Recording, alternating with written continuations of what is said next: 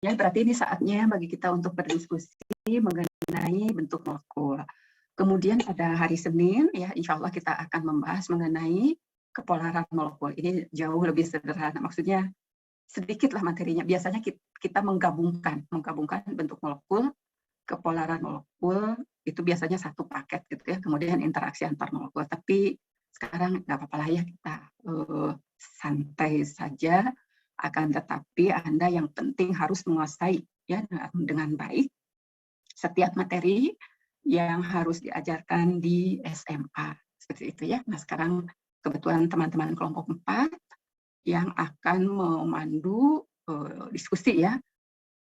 Agita, kemudian Intan, Saligeba, dan Syafanisa. Silakan saya serahkan ke kelompok 4. Baik, Ibu, saya ambil alih. Mungkin kepada teman kelompok saya bisa di-share screen terlebih dahulu.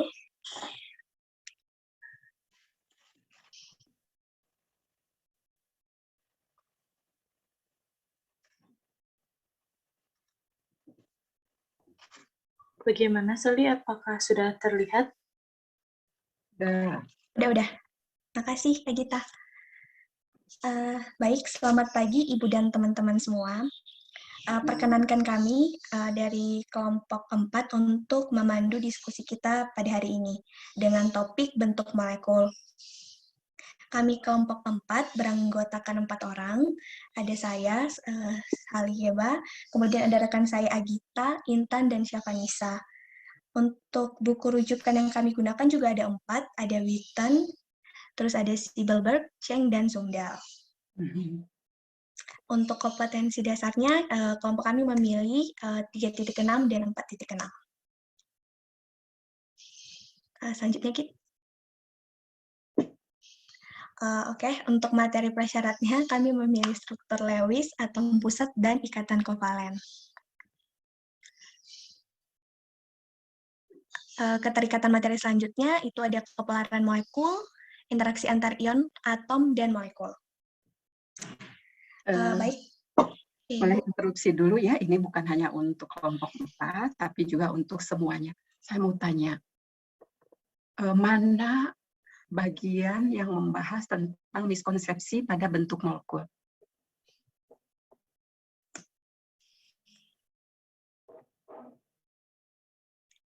Konsepsinya mana? Atau apa saja miskonsepsi yang ditemukan oleh setiap kelompok? Kebetulan hari ini bentuk molekul. Boleh ditunjukkan dulu?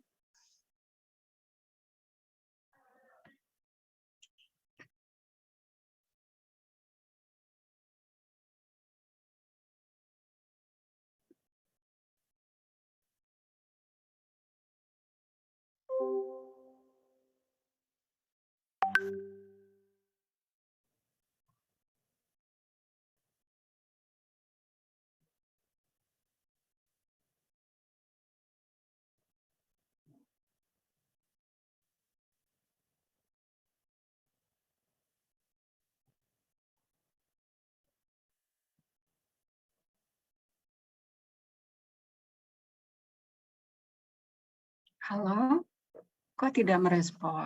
Maaf Ibu. Ya. Untuk kelompok kami belum nyantumin yang untuk miskonsepsi, Bu. Kenapa? Apakah soalnya dari kemarin setahu kami itu tidak dicantumin, Ibu. Tidak mau? Tidak dicantumin yang itu miskonsepsinya. Apakah tidak diminta oleh saya?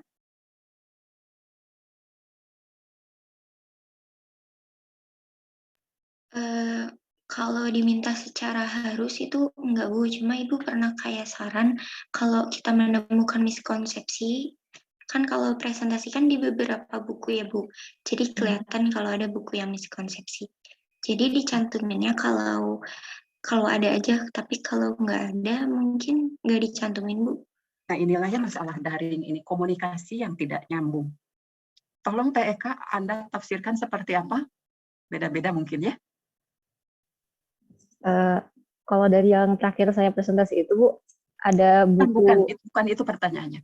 Apakah saya meminta Anda untuk menganalisis miskonsepsi setiap materi? Sebenarnya waktu itu disampaikannya yang saya tangkap, kita kan mengecek materi-materi di sini tuh untuk memastikan gitu apakah ada miskonsepsi atau enggak. Oke, berarti saya tegaskan kembali. Untuk setiap materi, apapun itu gitu ya ke depannya, maka wajib bagi setiap kelompok untuk mencari dan mencantumkan miskonsepsinya seperti apa. Ya. Jadi nanti carinya di mana? Di buku Witten ada, kalau ada cantumkan. Di buku Witten ternyata ada, tapi bukan terbatas di buku Witten, maaf, di buku Barke ya. Misalnya ada, oke, lalu tambahkan dari artikel penelitian lainnya. Kalau ini jadi pengetahuan tidak belum memadai ya untuk bekal sebagai calon guru kalau Anda tidak menganalisis miskonsepsi. Karena jangan-jangan Anda sendiri mengalami miskonsepsi yang sama. Jadi sekali lagi untuk kedepannya Anda harus melengkapi setiap pekerjaannya dengan analisis berbagai macam miskonsepsi yang Anda temukan di jurnal nasional, di jurnal internasional itu dibahas ya. Lalu kemudian yang seharusnya seperti apa menurut buku apa gitu ya, sehingga nanti Anda menjadi lebih paham mengenai materi yang dibahas ya. Oke, mungkin seperti itu ya. Kedepannya silakan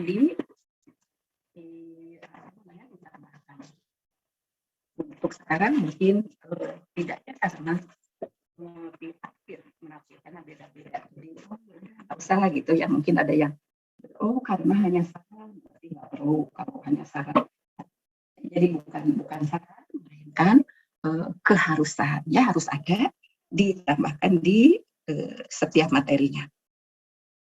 Baik, ya silakan dimulai diskusinya. Tadi sudah ditampilkan, bagus ya. Ada beberapa ada KD-nya gitu ya, kemudian ada materi prasyaratnya, kemudian ada juga ini digunakan sebagai prasyarat untuk apa ya, yang berikutnya itu apa yang berkaitan dengan materi ini. Ya, silakan dilanjutkan Bu Sally. Baik Ibu, mohon maaf tadi belum menampilkan yang miskonsepsi Ibu. Oke, untuk video presentasi sudah kami add di G Drive, mungkin teman-teman juga sudah menontonnya. Jadi kita mulai saja diskusi kita hari ini. Jika ada hal yang ingin ditanyakan atau didiskusikan mengenai bentuk molekul, kami persilakan. Mungkin bisa dari soal pretest atau dari mana saja. Boleh teman-teman? Izin bertanya, Sally. Ya, boleh, Linda. Mau nanya ya, bentuk molekul MYX2 sebagai ini M-nya atom pusatnya, yang itu yang aku kirim di WA fotonya. Oh ya, bentar. Ya. Oke. Sebentar, ini yang bertanya Linda ya? Iya, Bu. Kirim WA-nya jangan personal. Kirim WA-nya di WA grup supaya yang lain tahu. Ya? Boleh? Silakan dikirimkan di WA grup kita, Ibu Linda. Iya, Ibu. Oke.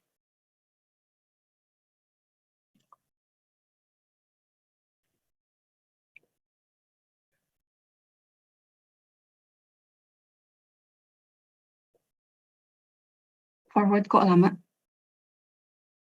Atau Sally, tolong. Sudah ada, Ibu. Oke, sudah. Nah ini ya, MYX2. M sebagai atom pusat, nomor atom M6, Y8, X7. Katanya bentuk molekulnya adalah seperti huruf T. Bagaimana nih penjelasannya? Bagus ya, Linda. Silakan Bu Sally dan kawan-kawan. Direspon segera.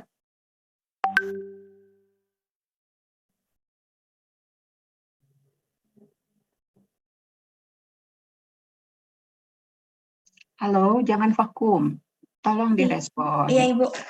Ya, ada Agita, ada Intan, ada Sally, dan ada Syafanisa. Kalau tadi saya pas jawab secara pribadi, Bu, menurut saya salah. Karena kan MYX2 di soalnya dibilang seperti huruf T. Sedangkan kalau nggak salah yang molekul T itu memiliki 3 pasang elektron ikatan dan 2 pasang elektron bebas. Sedangkan kalau yang MYX2 memiliki 4 pasang elektron dan 1 pasang elektron bebas. Bagaimana cara untuk sampai pada bentuk molekulnya ini gitu? Gimana langkah-langkah yang Anda lakukan? Itu Ibu di apa dikonfigurasi dulu ya. Yang M-nya kan nomor atomnya kan ada 6. Annotate, Sally?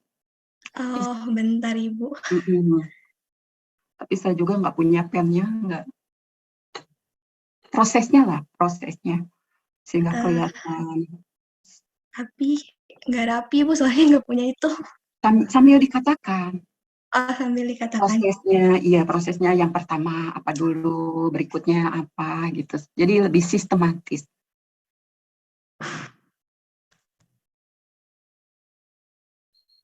Yang pertama itu kan di sini udah itu M-nya sebagai atom pusat.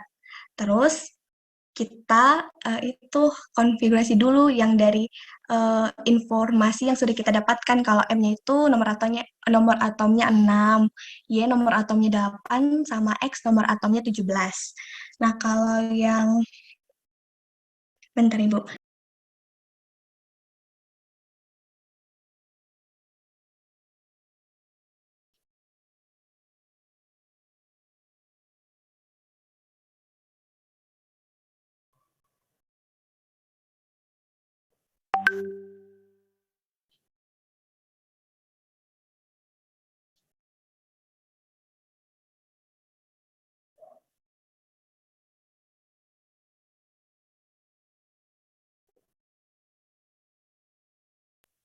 Nah, baik saya ulang. Jadi tadi kan kita konfigurasi dulu. Kita lihat dari elektron valensinya. Konfigurasi apa tadi yang dibuat? Konfigurasi elektronnya, Ibu. Ya, harus jelas ya, karena konfigurasi bisa macam-macam. Yang senam juga kan bisa buat konfigurasi. Yang baris berbaris juga bisa buat konfigurasi. Jadi, perjelas ya, konfigurasi elektron dari nomor atom. Ya, oke. Lalu? Nah, kan yang, bentar Ibu, yang M-nya kan ada 6. Berarti Recording in progress. Berarti konfigurasinya itu Konfigurasi elektron. Konfigurasi elektronnya itu 2, terus 4.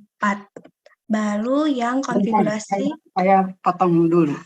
Iya, Hari Ibu. saat kita membahas konfigurasi elektron, apakah seperti ini cara penulisan konfigurasi elektron?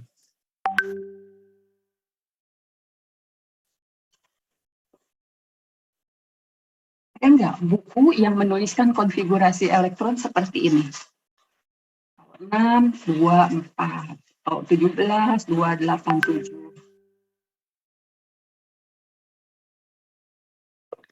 Yang seperti 1S2 gitu, Bu? Saya tanya, ada tidak gitu buku General Chemistry yang menuliskan seperti ini konfigurasi elektronnya? Jawabannya ada atau tidak. Anda kan sudah ya menganalisis buku tertentu gitu ya terkait konfigurasi elektron.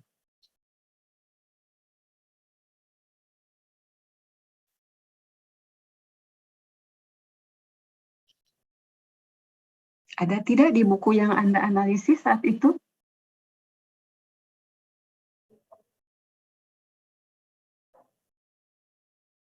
Loh, Anda menganalisis buku nggak saat membahas konfigurasi elektron?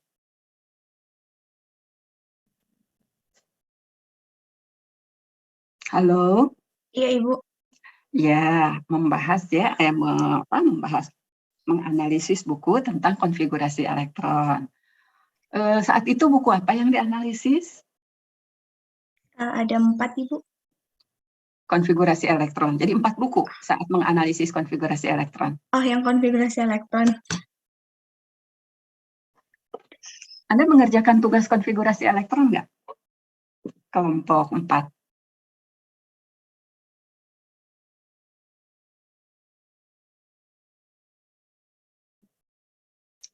Halo? Waktu yang konfigurasi elektron pakai buku Witten, Ibu. Pakai buku Witten. Di buku Witten ada nggak dituliskan 2, 4 gitu? 2, 8, 7. Nggak ada, Ibu. Yang ada itu yang pakai 1S2, 2S2. Iya, jadi kalau di buku yang Anda analisis itu tidak ada, mengapa di sini menggunakan itu? Gitu ya. Oke, karena begini, kita harus sejalankan dengan kurikulum. Kurikulum SMA di bagian konfigurasi elektron yaitu berkenaan dengan yang terakhir teori, kan sudah teori-teori atomnya. Teori yang terakhir teori mekanika gelombang. Ya, di kurikulum yang sekarang seperti itu. Jadi kita mengikuti sejalan dengan kurikulum. Berarti sejalan dengan konfigurasi elektron, sejalan dengan teori mekanika gelombang. Dulu, mungkin saat saya di SMA, mungkin seharusnya ya kalau misalnya 2, 4 dan sebagainya, itu kurikulum sebelum 2013. Mestinya Anda sudah masuk ke kurikulum 2013 sebenarnya. Kalau kurikulum sebelum 2013, itu memang berdasarkan teori atom Bohr. Secara eksplisit di situ dinyatakan. Karena apa? Karena teori atom mekanika gelombangnya ada di kelas 12. Jadi kelas 10 itu belajarnya sampai dengan teori atom Bohr. Jadi konfigurasi elektronnya 2, 4, dan seterusnya. Karena yang mekanika gelombang belum dipelajari, baru dipelajari di kelas 12. Itu kurikulum sebelum 2013. Nah, dalam kurikulum 2013, yang Anda analisis setiap saat akan membahas materinya ya, menganalisis buku, itu kan Anda menganalisis, oh ini KD-nya, gitu ya, ini KD 3 titik sekian, ini KD 4 titik sekian. Nah, di sana di kelas 10, itu kan dicantumkan. Ya, jadi teori perkembangan teori atomnya itu sampai dengan mekanika gelombang. Jadi oleh karena itu kita ikuti dan kita gunakan gitu ya, bukan lagi teori atom Bohr. Mungkin begitu ya alasannya. Kenapa ini saya tanyakan? Karena loh kok seperti nggak sejalan dengan kurikulum gitu. Jadi nanti kalau Anda mengajar jadi guru, apakah Anda akan mengajar itu sesuai dengan oh dulu saya SMA begini? Mungkin ya ada yang berargumen seperti itu. Tapi kan tidak seperti itu gitu ya. Karena kalau misalnya saya mengajar misalnya di sekolah kimia SMA, apakah saya akan mengajar sesuai dengan kurikulum yang dulu saya terima saat SMA? Kan tidak gitu ya. Tapi betul-betul diikuti gitu ya kurikulum yang berlaku yang mana? Oh itu berarti itu yang kita ikuti karena itu yang dikeluarkan oleh pemerintah secara resmi. Ini loh kurikulumnya yang sekarang. Berarti yang dulu tidak berlaku gitu ya. Oleh karena itu kenapa saat akan menganalisis buku itu harus menganalisis dulu KD-nya di setiap materi dan materi-materi sebelumnya yang sudah dipelajari itu harus diterapkan gitu ya di materi-materi selanjutnya supaya sesuai dengan kurikulum karena materi-materi yang sebelumnya itu juga kan diawali dengan analisis paling tidak analisis KD ya tidak semua bagian dari kurikulum dianalisis tidak untuk kebutuhan kimia sekolah hanya bagian KD-nya yang kita analisis. Jadi itu tuh betul-betul bukan hanya dipelajari, dikuasai, tapi juga diterapkan ketika dibutuhkan. Di sini dibutuhkan konfigurasi elektron dengan nomor atom yang diketahui. Maka terapkan, gitu ya. Yang telah dibahas sebelumnya itu, yang telah dikuasai itu terapkan di sini sehingga nyambung sejalan gitu. Karena yang sebelumnya kan tidak ada yang seperti ini gitu ya. Di buku-buku yang Anda analisis pun begitu. Di kurikulum juga digabungkan ya perkembangan teori atom mulai dari Dalton sampai mekanika gelombang. Jadi tidak berhenti di Bohr seperti kurikulum sebelumnya. Itu kan sudah tidak berlaku kurikulum sebelumnya. Begitu ya. Jadi kita tahu alasannya ya mengapa tidak digunakan lagi gitu ya. 24 atau 28 sekian digunakan. Ya, mungkin hasil akhirnya akan sama. Oh, elektrovalensinya sekian gitu ya. Nggak masalah gitu, tapi karena Anda akan mengajar gitu ya, dan kebetulan yang kita bahas adalah kurikulum 2013, maka itu harus sejalan. Begitu ya. Nanti Anda di sekolah pun akan begitu. Nanti misalnya Anda suatu saat sudah lulus, kemudian mengajar, menjadi guru profesional, dan pemerintah misalnya sudah memberlakukan kurikulum yang berbeda, bukan kurikulum 2013. Apakah Anda akan masih tetap gitu ya menggunakan saya dulu belajar kimia sekolahnya pakai kurikulum 2013, maka Anda tetap gitu ya menggunakan kurikulum 2013? Kan nggak begitu gitu ya. Jadi ikuti perkembangan yang sejalan dengan aturan gitu ya. Seperti itu. Jadi kita belajar dalam rangka itu. Begitu ya. Silakan disejalankan dengan kurikulum yang berlaku. Tadi sudah dikatakan ya, oh berarti pakai 1S, 2 dan seterusnya. Iya, gitu ya. Oke, silakan dilanjut Bu Sali. Iya, baik Ibu. Maaf pakai yang 24 dan seterusnya Ibu, soalnya lebih cepat menurut saya Ibu. Betul, lebih cepat akan di sini bukan hanya kecepatan, akan tetapi kecepatan gitu ya. Nggak masalah. Saya berterima kasih justru. Mengapa? Karena bisa jadi ini bukan hanya ada dalam pikiran Sally, tapi ada di dalam pikiran teman-teman lainnya. Banyak gitu pikiran yang sama. Oh pokoknya gitu ya. Yang paling mudah, paling cepat 2, 4, 2, 8, 7 dan seterusnya gitu ya. Jadi saya sangat berterima kasih justru karena kita belajar dari sini gitu ya. Kalau tidak dituliskan begini, oh ya nggak belajar apa-apa. Mungkin yang misalnya Sally sudah menuliskan 1S2, 2S2, 2T2 dan seterusnya gitu lah ya. Nah akan tetapi teman-teman yang lain ada yang menuliskan 2, 4, ya mereka merasa baik-baik saja gitu.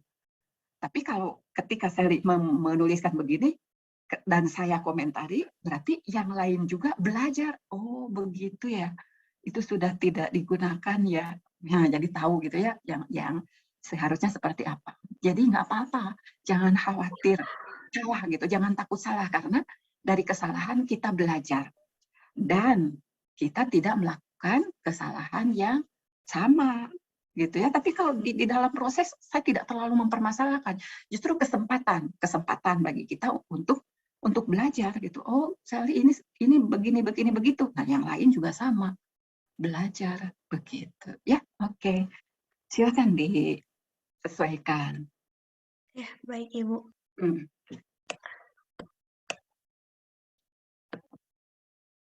Disebutkan juga tidak apa-apa kalau sulit.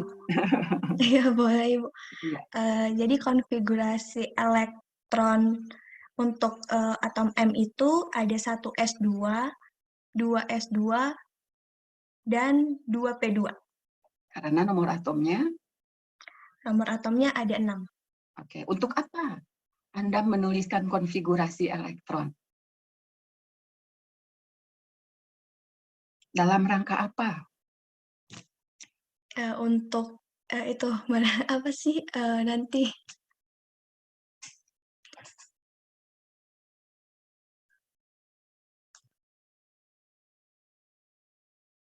Halo Agita.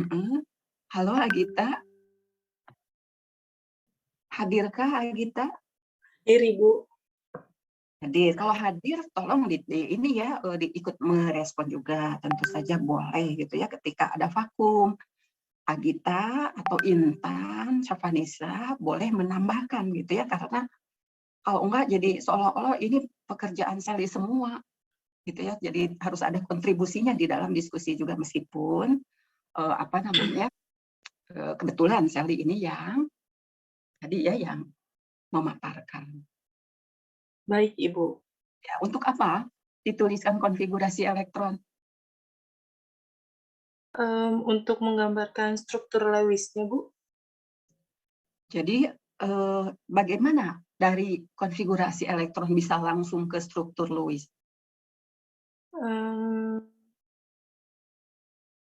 Apa yang diambil dari konfigurasi elektron untuk struktur Lewis? Elektron valensinya, Bu. Ya, gitu ya. Jadi bertujuan gitu. Oh, untuk menentukan elektron valensinya. Untuk apa kita menentukan elektron valensi? Nah, baru untuk menuliskan struktur Lewisnya. Kemudian yang berikutnya, untuk apa kita menuliskan struktur Lewisnya?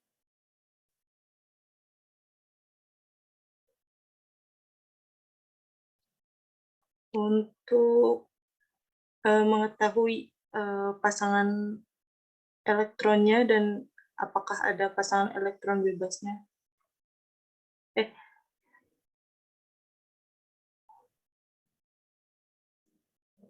Pasangan elektron. Semuanya ini harus buka buku ya. Buka buku masing-masing, buka tugas masing-masing ya, di-upload itu. Jadi boleh gitu ya, sambil membaca juga nggak masalah, tapi jelas ya.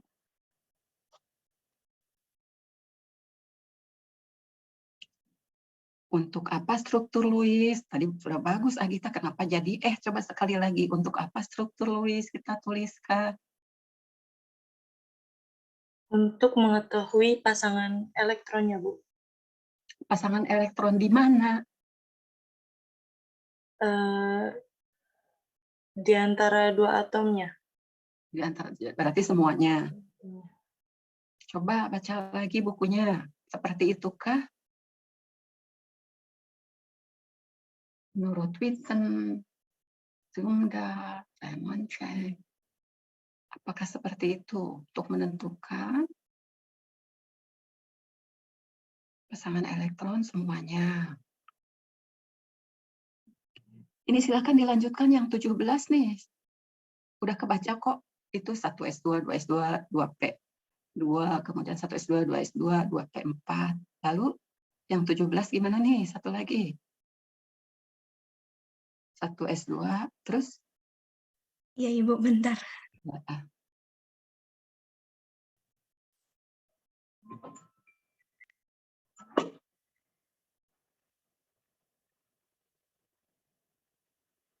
Saya ingin luring. Kalau kayak gini, jadi nggak maksimal.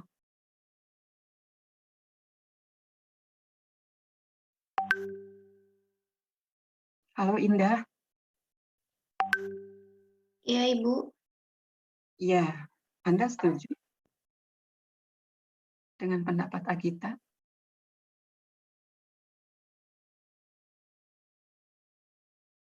Yang ini yang elektron, Bu. Elektron apa? Elektron apa?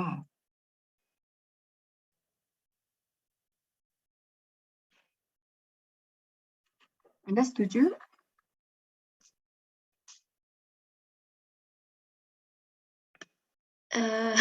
Setuju, Ibu. Oke. Syafanisa. Halo. Hadirkah Syafanisa?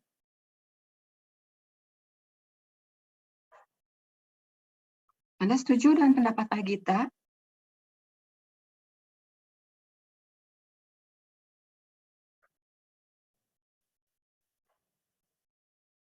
Oke, nanti kita lanjutkan kembali untuk yang tadi. Setuju Ibu, maaf mic-nya error, oke nggak apa-apa ya. Nah sekarang ini sudah dituliskan konfigurasi elektron untuk setiap atom yang membentuk molekul tadi ya yang ditanyakan. Lalu setelah konfigurasi elektron diketahui, terus apa langkah berikutnya? Digambar, Ibu. Langkah berikutnya digambar boleh. Langkah berikutnya menggambar apa?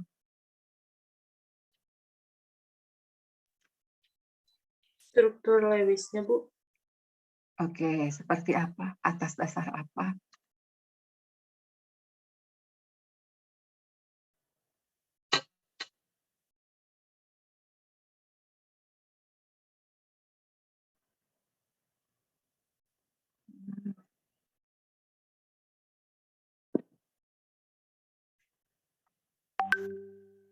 Tadi kan kata Sally biar cepat gitu ya. Atas dasar elektron valensinya, Ibu. Atas dasar kovalensi. Oke, bagus. Terus gimana nih struktur Lewisnya? Kan di sini yang M elektron valensinya yang ini, terus yang untuk Y yang ini, terus untuk yang X yang ini. Berarti kita gambarkan yang pusatnya yang M. Terus. Berarti yang M di tengah, terus X-nya ada 2, baru yang atom Y. Oke, bagus. Yang Ibu, Terus? yang atom M-nya kan berarti atom valensinya ada 4. Ya. Jadi di sini 1, di sini 1, ini 1, ini 1. Oh gitu. Terus yang atom X-nya itu ada 5, berarti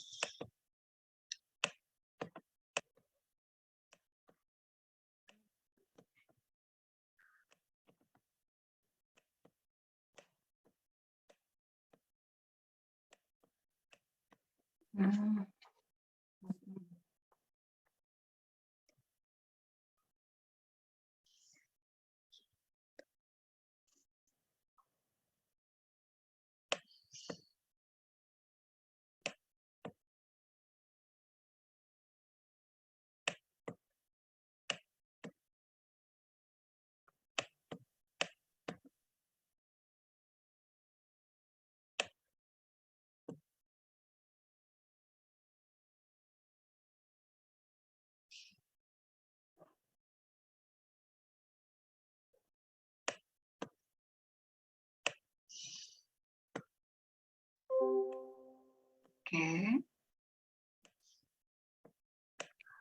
1, 4 tambah 6, 10. 10 tambah 14, 4, 12. 1, 2, 3, 4, 5, 6, 7, 8, 9, 10, 11, 12. Oke. Lalu setelah ini apa yang dilakukan? Di struktur Lewisnya ya.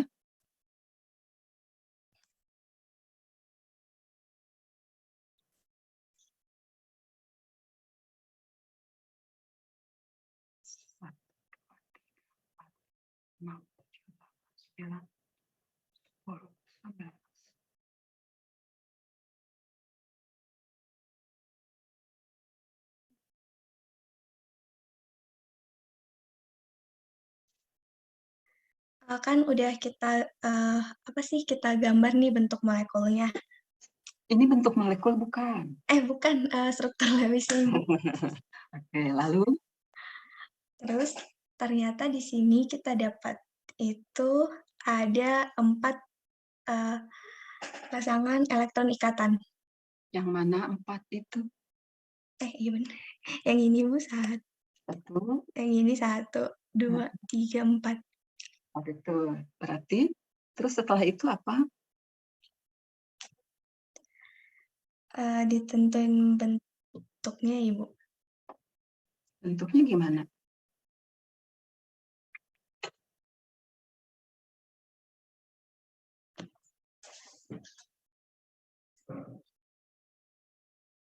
Bentar, Ibu. Yang lain juga ya. Intan, sekarang Intan, halo Intan. Ya, Ibu. Ya, menurut Intan gimana nih? Anda setuju nggak dengan Sally untuk struktur Lewis-nya begini?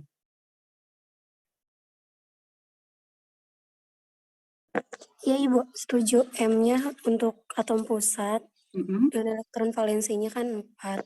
Yang ditarik jadi pasangan elektron ikatan, kemudian yang X-nya ada 2 dengan elektron valensinya kan tadi masing-masing ada 4, kemudian yang Y-nya. Jadi udah, Ibu, Intan setuju. Terus ada berapa, setelah ini apa yang dilakukan Intan setelah struktur Lewis-nya ada? Menentukan berapa pasangan elektron ikatan dan pasangan elektron bebasnya, Ibu. Berapa ini? Ada berapa?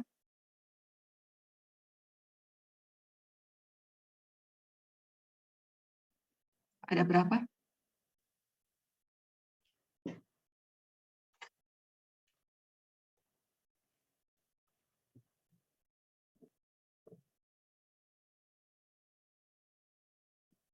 Ada berapa? Halo, Agita, ada berapa? Pasangan elektron ikatannya ada 4.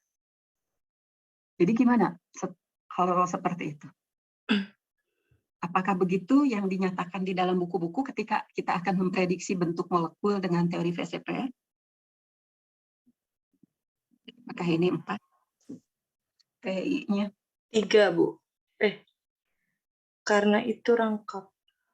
Berarti 3 apa?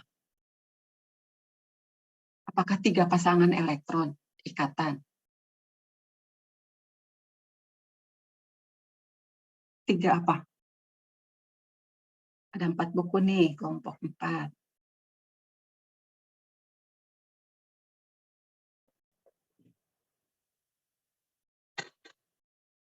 Pasangan elektron ikatan, kata saya ada 4. Kata kita 3. Nah, ini gimana ya solusinya? Mana di dalam buku tayangan PowerPoint-nya yang menunjukkan langkah-langkah untuk memprediksi bentuk molekul dengan teori VSEPR? Slide yang mana?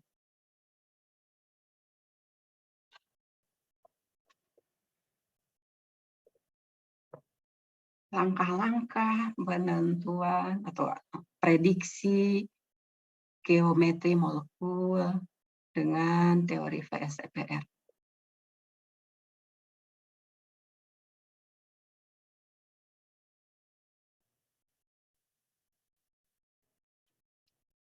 Di KD-nya kan begitu ya.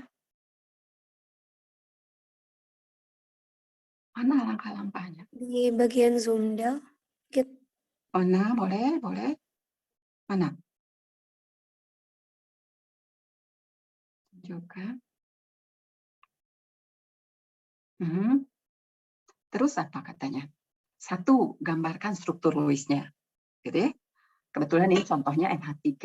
Gambarkan struktur Lewis-nya. Bagaimana kita bisa tahu struktur Lewis-nya seperti ini? Tentu harus ada konfigurasi elektron, lalu elektron valensi, gitu ya. Baru digambarkan struktur Lewis-nya seperti yang tadi sudah dilakukan oleh Sally.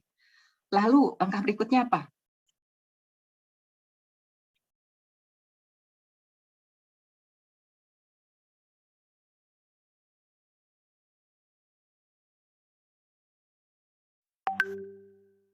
Ini mah lama kan vakumnya ya. Ini, Ya, ini. Langkah berikutnya apa? Itu menentukan pasangan ikatannya dan pasangan elektron bebasnya, Ibu. Terus apa? Kemudian menentukan posisi atom. Terus apa? Baru menyebutkan struktur molekulnya. Terus bagaimana pada kasus yang MX2Y atau MYX2? Pada kasus itu seperti apa? Apakah sama kasusnya dengan NH3? Beda, Bu. Beda. Bedanya apa? Karena ada ikatan rangkapnya. Oke, atau ada ikatan rangkap. Maka ada tambahannya berarti. Bukan hanya 1, 2, 3, 4 yang ini, tapi ada tambahannya apa? Yaitu, kalau untuk rangkap bagaimana?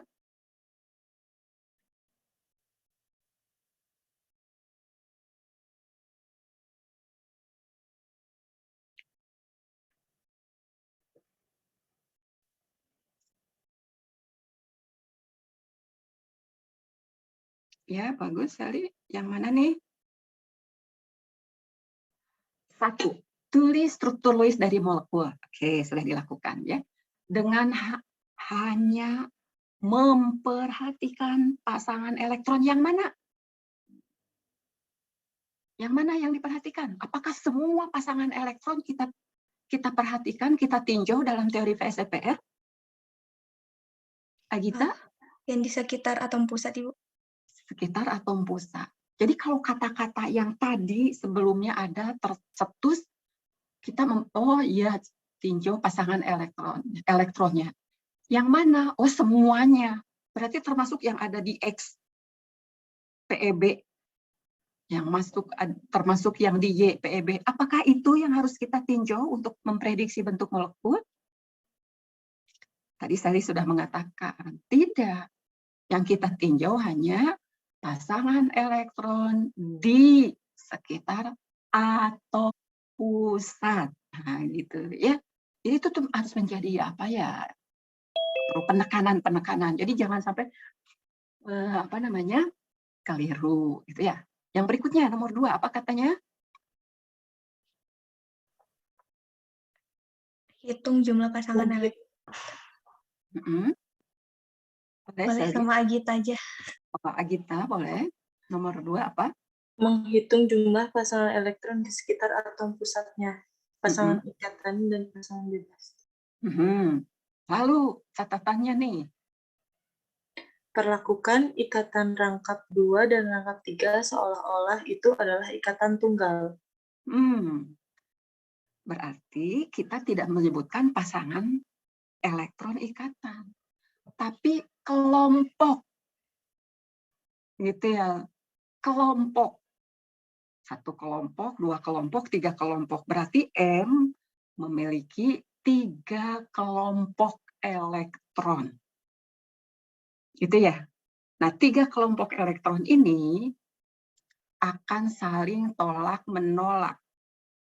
Menurut teori VSEPR kan begitu.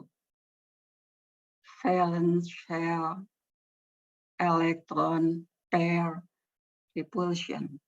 Tolakan pasangan elektron kulit valensi pada atom pusat. Ingat ya, pada atom pusat. Berarti sekarang ada berapa kelompok elektron? Ada 3 kelompok. 3 kelompok ini akan saling tolak-menolak. Tolak-menolak sehingga diperoleh tolakannya yang apa? Maksimal atau minimal?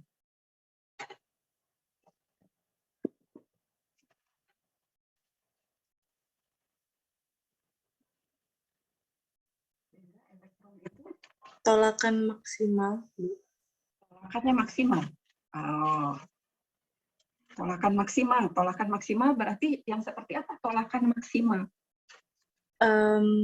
Yang membentuk sudut ikatan terjauh.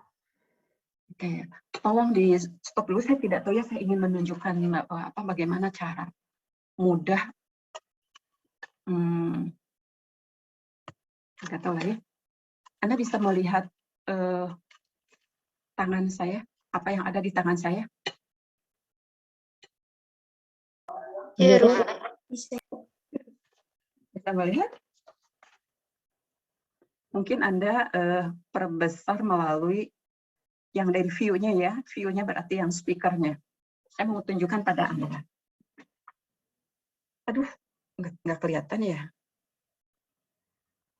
Bisa terlihat yang saya pegang? Bisa, Bu. Terlihat, Bu. Berupa apa? Yang saya pegang apa? Bisa terlihat, tapi coba sampaikan yang Anda lihat. Jeruk. Seperti jeruk, Bu. Seperti jeruk, karena warnanya hijau ya. Dan ini adalah plastisin, atau kalau dulu bilangnya malam. Anda kenal malam plastisin? Kenal Ibu, tahu. Oke. Atau inilah warnanya merah ya. Sekarang andaikan, aduh ini saya pegang apa lagi di tangan yang satu lagi? Di tangan yang satu saya memegang, kok nggak kelihatan ya? Ada nggak? Munculkah? Ya, udah kelihatan. Ada, Bu. Ada ya.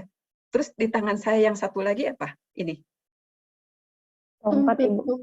Tongkat. Ya, ini adalah apa namanya? Ya, stick lah ya. Sekarang kalau kita anggap ini pasangan elektron atau kelompok pasangan elektron atau pasangan elektron, maka tadi kan ada 3 ya. Ada 3. 1, katakanlah kalau misalnya ini untuk molekul yang lain. Ada dua kelompok atau ada 2 pasang lah kalau dalam hal ini ya, ada 2 pasang. Kalau ini elektron, yang ini elektron, tongkat-tongkat ini elektron, kemudian saya pasangkan begini, seperti ini posisinya, harus jauh, ini mungkin ya, posisinya. Ini kan pasangan elektron yang satu dengan pasangan elektron yang lain, apakah tarik-menarik atau tolak-menolak? Tolak-menolak. Tolak-menolak, Bu. Kalau begini posisinya, tolakannya bagaimana? Besar atau kecil? Kecil. Besar, Bu. Tolak-menolaknya kecil kalau dekat gini. Katanya ini menolak. Menolak yang ini. Sekarang perhatikan kalau posisinya begini. Tolakannya bagaimana? Bandingkan dengan ini tolakannya bagaimana? Tolakannya besar? Kecil. Tolakannya ini kecil karena ini jauh, satu sama lain jauh. Tolakannya kecil. Agak aneh kalau ini menyebutkan tolakannya besar. Tolakan, kan ini pasangan elektron. Yang ini pasangan elektron. Kata teori VSEPR, saling tolak-menolak. Tolak-menolaknya apa? Sekecil mungkin.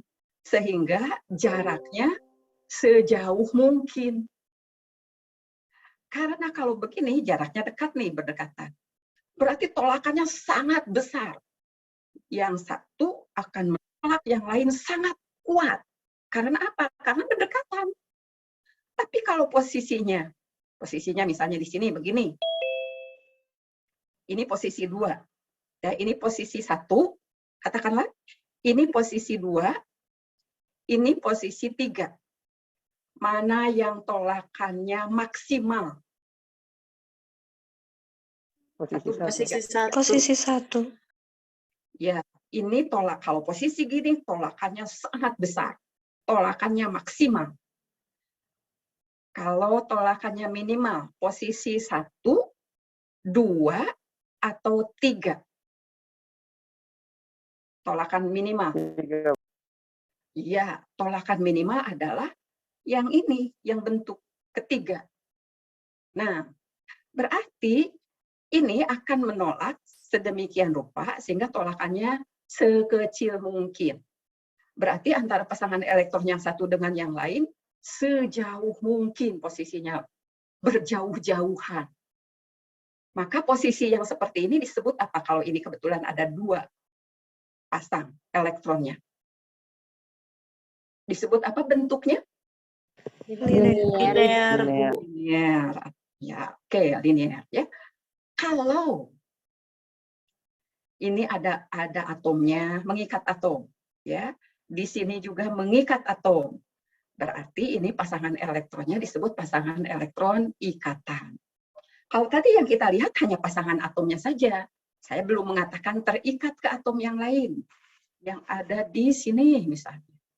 Ya. Dan juga yang ada di sini. Misalnya dua-duanya terikat oleh atom lain. Maka baru kita katakan bentuk molekulnya adalah linear. Kalau tadi kita hanya melihat, oh ini pasangan elektron. Ini pasangan elektron sejauh mungkin. Berarti kita mengatakan bagaimana geometri pasangan elektronnya. Geometrinya bagaimana? Geometri pasangan elektronnya. Halo? Halo, geometri pasangan elektronnya bagaimana?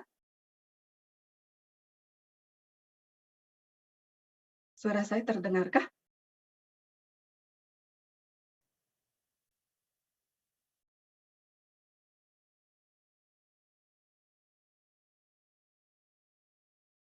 Halo, Gina?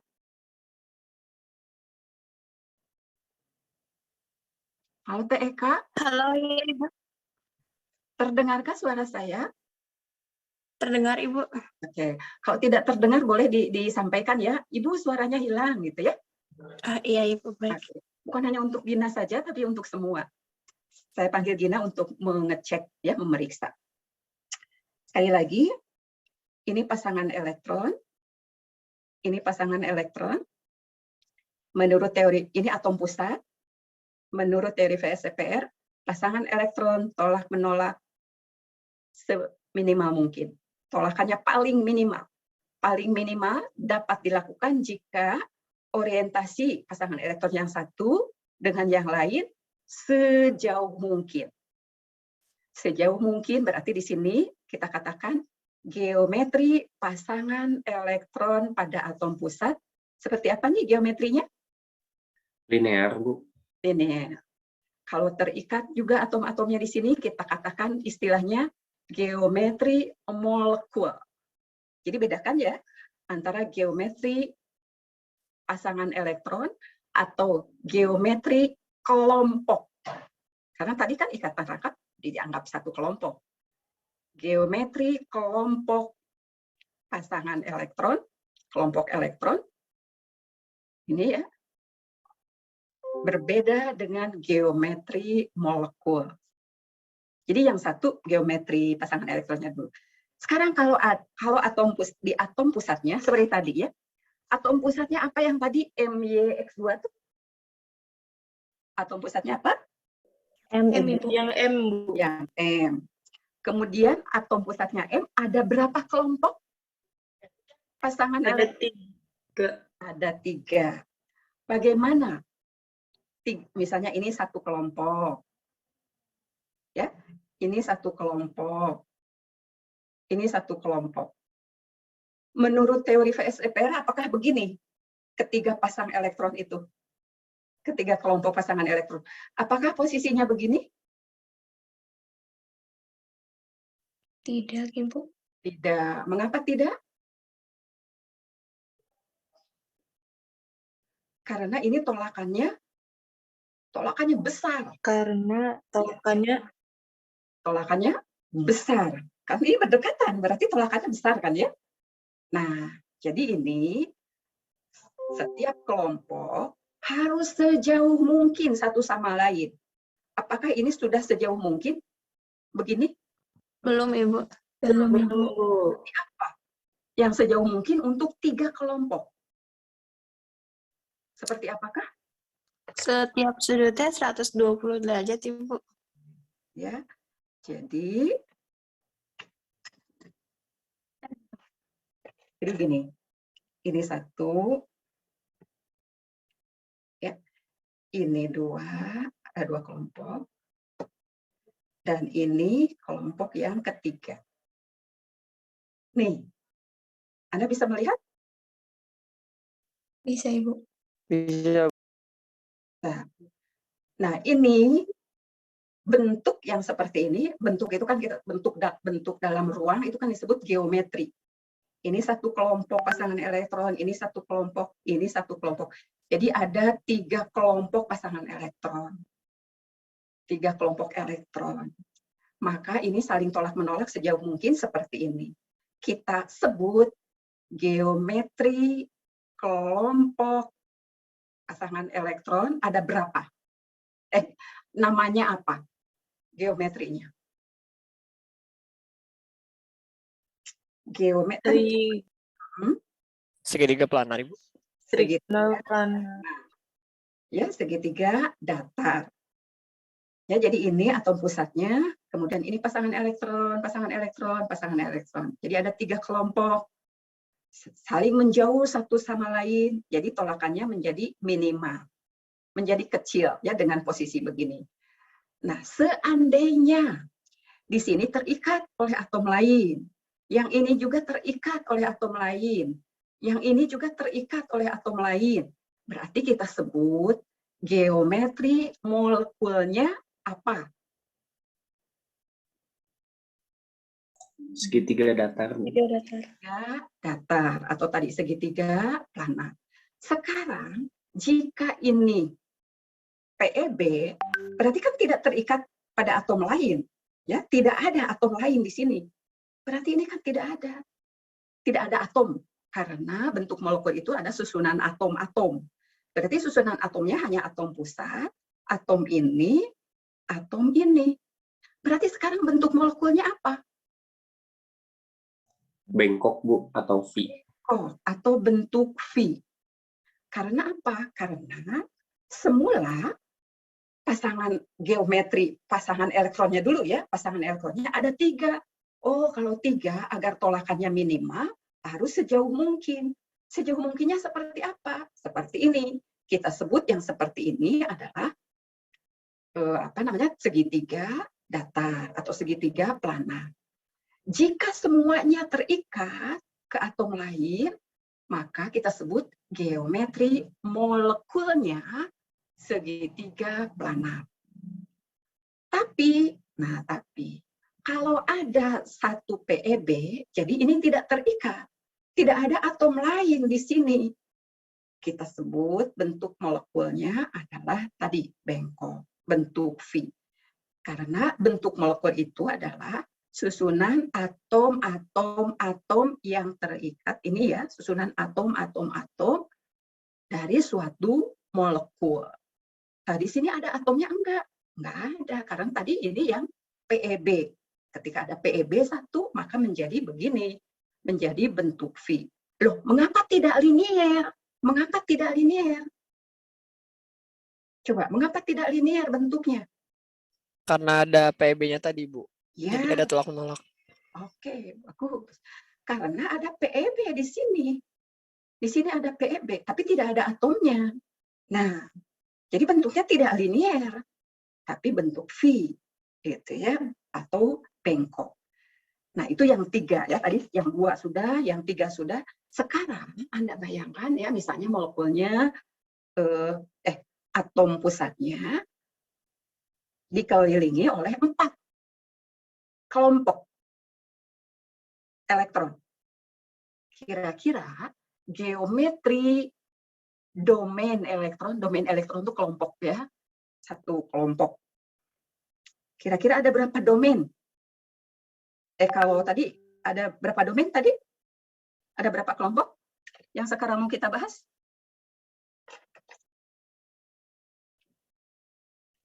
Tadi 3, yang 2, Ibu. Oke, yang 2 sudah. Yang 3 barusan sudah. Berarti sekarang kita berlanjut ke yang 4. Ya. Berarti kalau ini atom pusatnya ada 4 kelompok pasangan elektronnya, apakah akan begini? Tolakan-tolakannya akan posisinya begini? Tidak. Tidak, Ibu. Karena kalau gini tolakannya kan besar banget ya. Karena berdekatan, aduh, maunya saling menjauh. Sejauh mungkinnya seperti apa kalau 4? 1, 2, 3, 4. Apakah begini? Nggak tahu kelihatan nggak? Apakah begini? Kalau 4? Tidak. Seperti apa kalau 4? Di bawahnya segitiga, lalu yang satunya tuh berdiri. Disebut itu disebut apa? Yang bawah Namanya tetrahedral. Udah tahu ya. Jadi kalau misalnya kita punya 4 pasang, 4 kelompok. Jadi ada 1 di atasnya katanya, terus di bawahnya segitiga.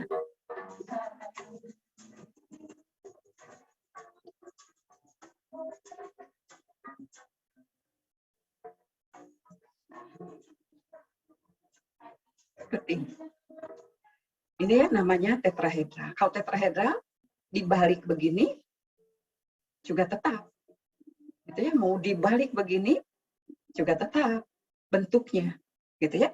Nah, ini berarti keempat-empatnya membentuk ruang pasangan elektronnya, geometri pasangan elektronnya, geometri kelompok pasangan elektronnya disebut tadi apa?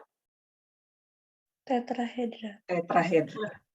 Jika semuanya ini berikatan, yang ini berikatan, yang ini berikatan, yang ini berikatan dengan atom lain, maka kita sebut geometri molekulnya atau bentuk molekulnya adalah Tetrahedra.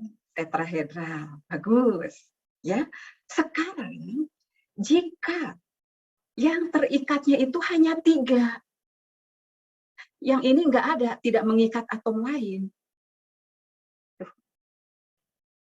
Nah, yang ini tidak mengikat atom lain misalnya ya, maka ini kan tidak ada atom. Karena bentuk molekul itu susunan atom-atom. Jadi yang sekarang atom-atomnya itu adalah atom pusat, kemudian ini 1, 2, 3. Jadi bentuk yang begini disebut apa? Segitiga piramida. Ya. Jadi ini yang disebut dengan segitiga. Apa namanya? Segitiga piramida. Betul, segitiga piramid. Mantap. Ya, segitiga piramid. Mudah-mudahan bisa terlihat ya, segitiga piramid. Nah, sekarang pertanyaannya, mengapa bukan segitiga planar? Karena itu agak miring, Bu, jadi kayak piramida. Mengapa miring? Tadi ada di atasnya, Bu, PEB. Oke, di situ ada PEB. Gitu ya. Jadi PEB ini mendorong juga gitu ya. Jadi ini tidak bisa menjadi segitiga planar. Ini adalah bentuknya segitiga piramida. Jika yang berikatannya itu hanya 2, yang ini berikatan, tapi yang ini PEB, maka bentuknya menjadi bagaimana?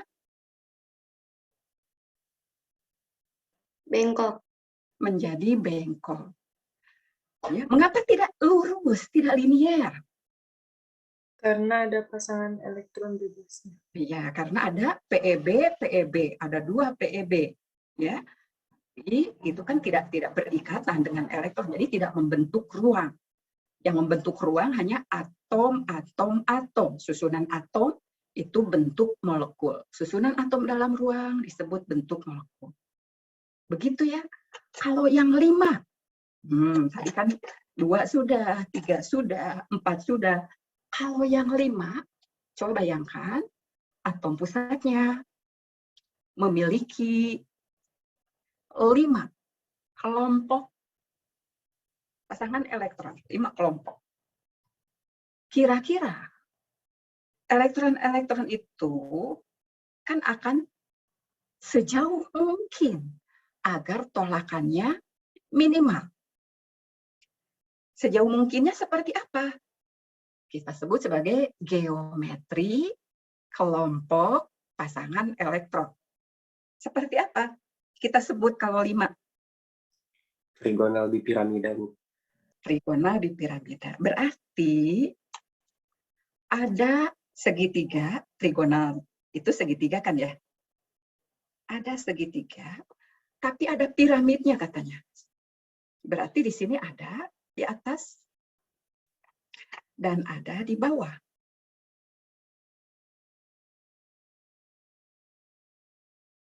Kurang lebih seperti ini. Ya, ini miring saya pegangnya. Nah, jadi ini piramidnya yang mana? Yang atas 1 piramid, yang bawah 1 piramid. Jadi ininya segitiga, jadi disebut trigonal bipiramida. Karena piramidnya ada 2, di atas 1, yang ini kan piramid. Lalu yang bawah. Jika semuanya berikatan, maka kita sebut bentuk molekulnya apa? Trigonal bipiramida. Tuh, trigonal bipiramida. Sekarang, jika ada PEB, PEB-nya di mana?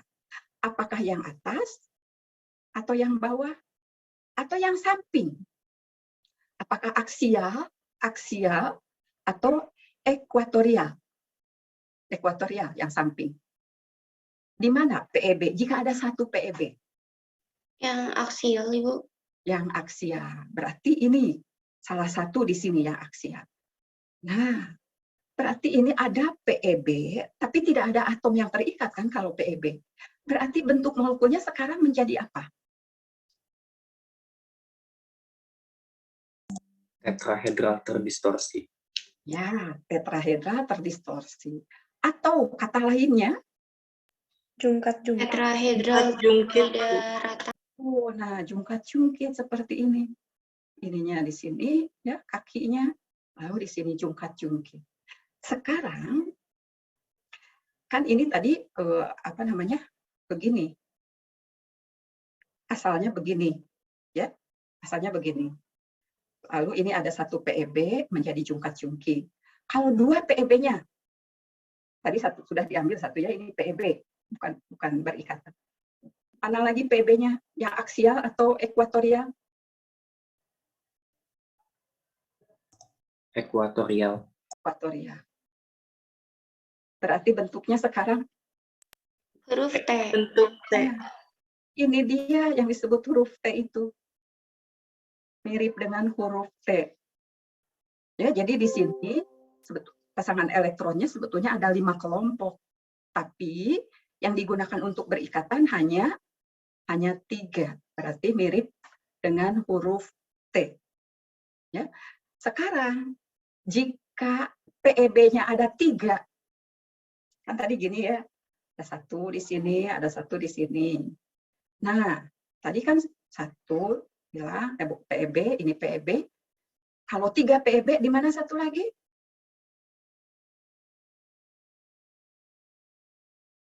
PEB-nya di mana satu lagi kalau ada 3 PEB? Yang ekuatorial, Ibu. Ekuatorial. Berarti sekarang apa nih bentuk molekulnya? Linear. Linear. Gitu ya. Nah, jadi cara memprediksi bentuk molekul itu seperti itu. Kalau Anda sebagai seorang guru, jangan dihafal. Ya, pokoknya misalnya AB2, oh linier. AB2E, oh bentuknya bersudut. Jadi jangan dihafal. Justru tabel itu diisi oleh siswa setelah kita peragakan begini-begini. Siswanya juga sebaiknya pegang alat peraga juga. Bisa jarum pentul, bisa tusuk gigi untuk ikatan-ikatannya, bisa untuk atom pusatnya, bisa plastisin, atau bisa penghapus. Jadi mengikuti kita, oh gini ya, jadi mereka mutar-mutar sendiri. Kalau ini kan Anda hanya mengamati saja, gitu ya, tidak melakukan, tidak memperagakan. Jadi sebaiknya itu siswa ikut memperagakan. Sekarang coba bayangkan, tadi kan 2 kelompok sudah, 3 kelompok sudah, 4 kelompok sudah, 5 kelompok sudah. Sekarang ada yang berapa kelompok? Pesan elektronnya? 6. Ada 6. Kalau 6 kira-kira orientasinya bagaimana ya? Orientasi pasangan elektronnya bagaimana? Orientasi kelompok pasangan elektronnya seperti apa kalau 6? Oktahedron, Ibu. Tetrahedron. Oh. Betul tetrahedron? Tetrahedron kah? Oktahedron, Ibu. Iya, oktahedron, oktahedra. Kalau tetrahedron berarti tetrahedra. Kan tadi sudah yang 4. Tapi kalau ini ada okta. Okta itu berapa? 6. 8. 8. Nah, begini, kurang lebih. Jadi, ada atom pusat, ada pasangan-pasangan elektron atau kelompok pasangan elektron. Kita belum tahu nih berikatan atau tidak, belum tahu. Ya, tapi bentuknya begini. Bentuk apa? Geometri kelompok pasangan elektron atau geometri pasangan elektron. Kayak gini. Jadi kalau ini begini, dibalikan begini akan sama. Gitu ya, dibalikan begini akan sama. Gitu ya, dibalikan begini sama bentuknya. Jika semuanya berikatan nih, digunakan untuk berikatan, ada atom di sini, atom lain berikatan, semua digunakan untuk berikatan, baru kita prediksi. Jadi bentuk molekulnya apa? Oktahedral. Oktahedral. Sekarang baru kita bahas satu persatu. Kalau ada satu PEB, di mana posisinya?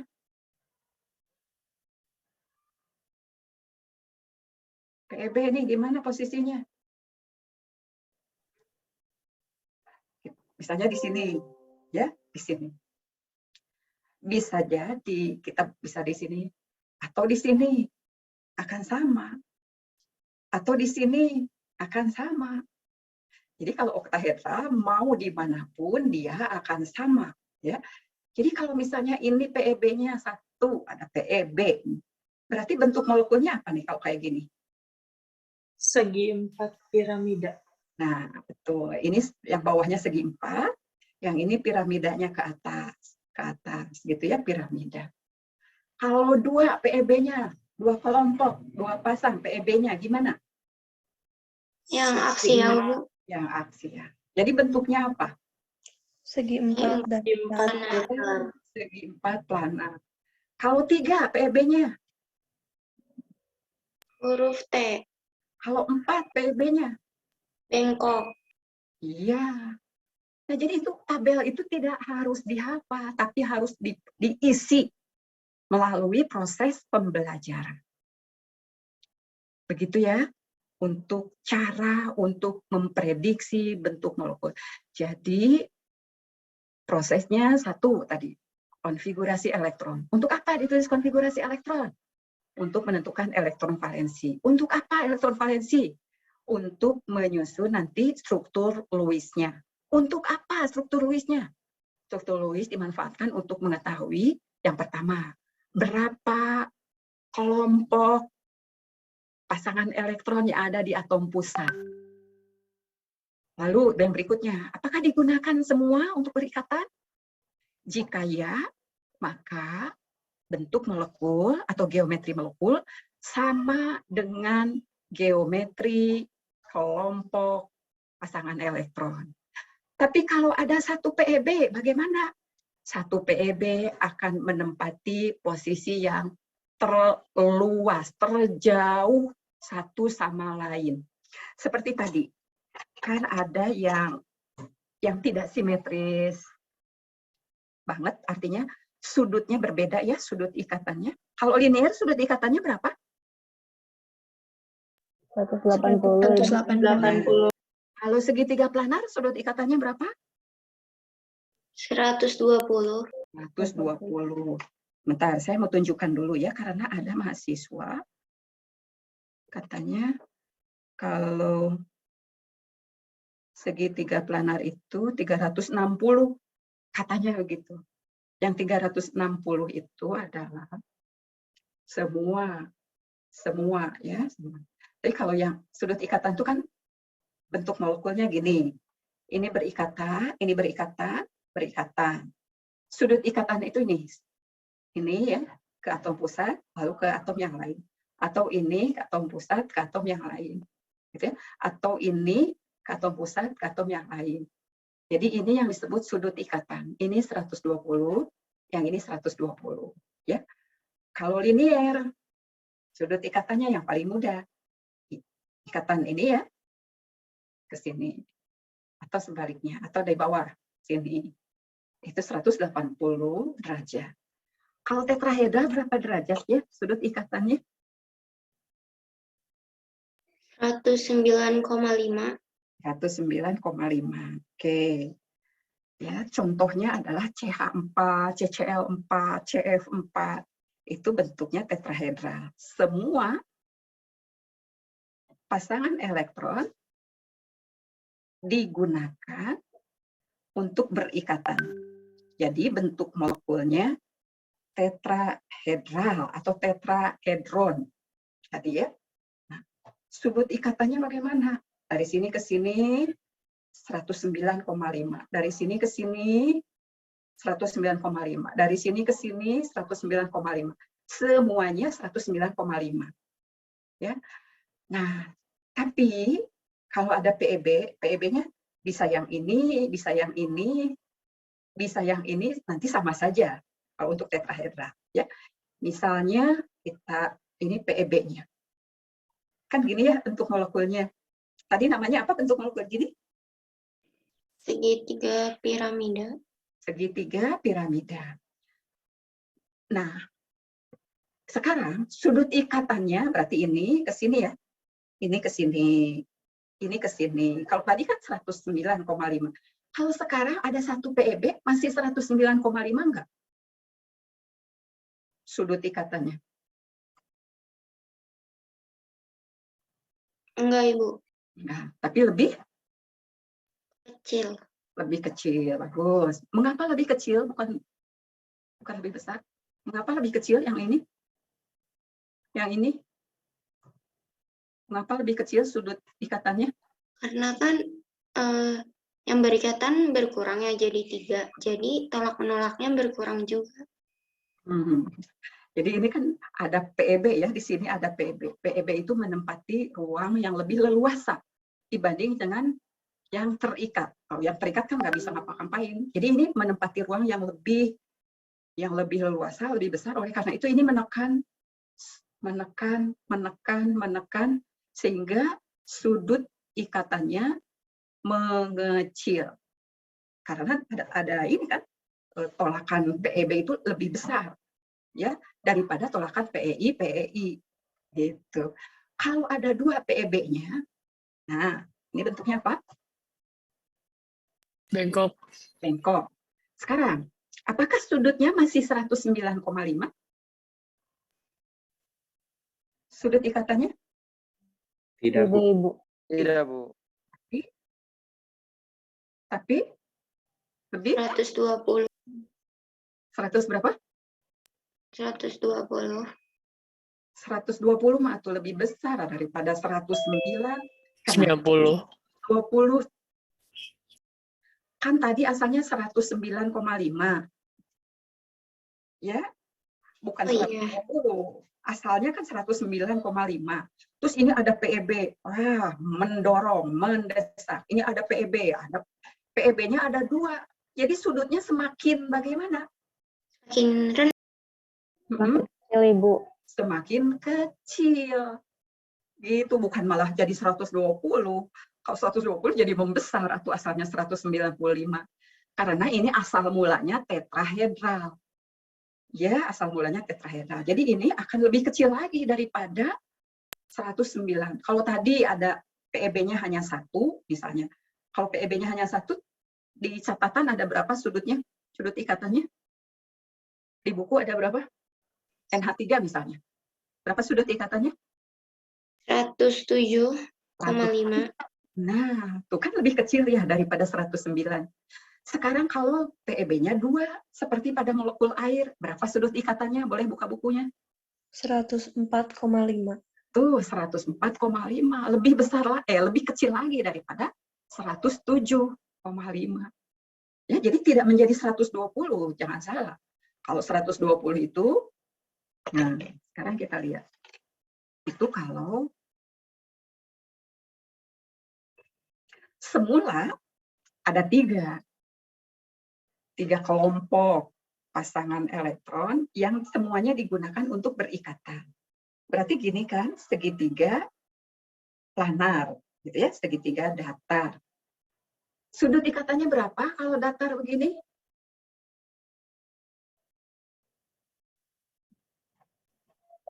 Sudut 120, Ibu. 120. Ya, karena ini kalau terikat semua pasangan elektron. Sekarang, kalau ada satu PEB, sama saja ya, mau di sini, gitu ya. Mau di sini, sama saja, gitu ya. Jadi kalau ada satu PEB, semula sudutnya berapa? 120. 120. Karena ada satu PEB menjadi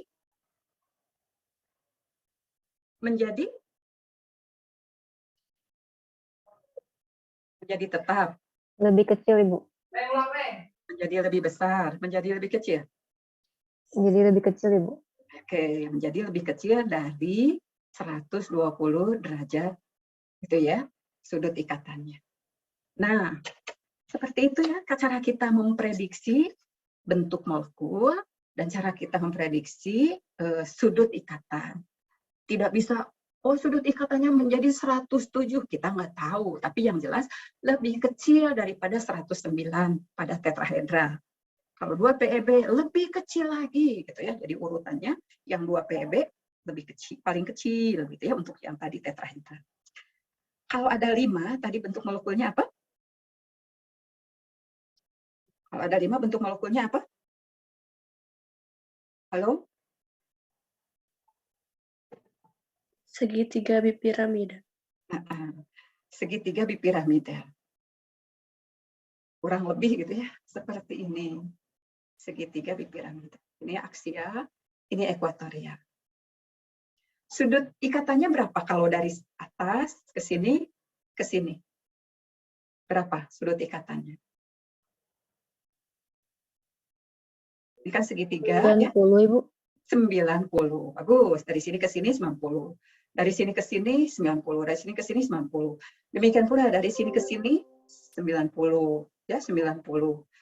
Kalau yang ini, apakah 90 juga dari sini ke sini? Nih, Tidak. dari sini ke sini. Kan asalnya. Nah, gini lah. Dari sini ke sini, ke sini. Kan tadi segitiga ya, segitiga piramida. Sekarang saya balik gini, tuh biar segitiganya kelihatan.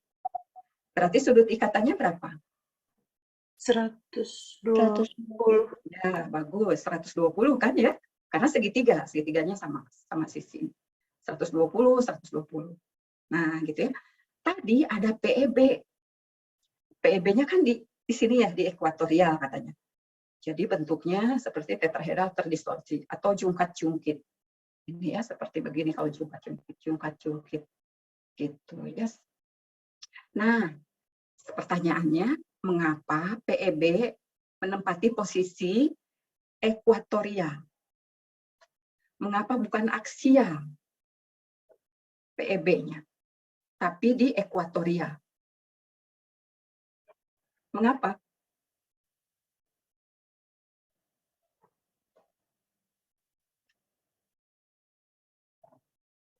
Kalau di sini, ke sini 90, 90, 90, oke lah ya.